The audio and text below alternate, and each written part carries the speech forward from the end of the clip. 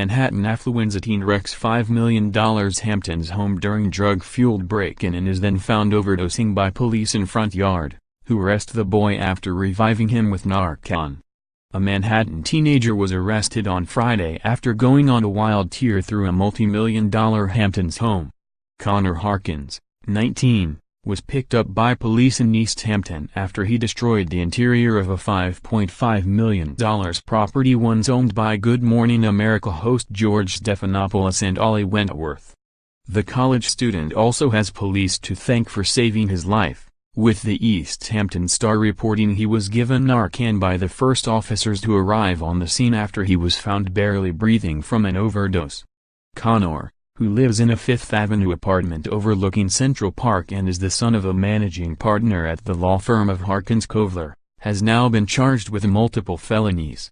The Independent photographed the boy as he was led from the police station in handcuffs on Saturday morning, hiding his face as he was escorted by a female officer.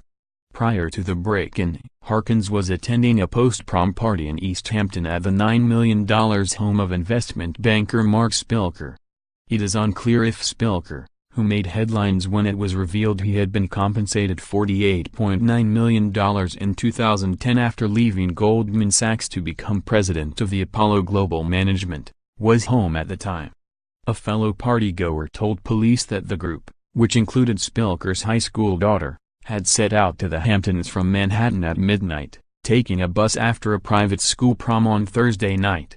At some point around 6 a.m. on Friday, Conor's behavior began to change, and his friends suggested that they take an Uber back to Manhattan. One of those friends later told police that Conor said he would rather get a jetpack and then we can leave this planet.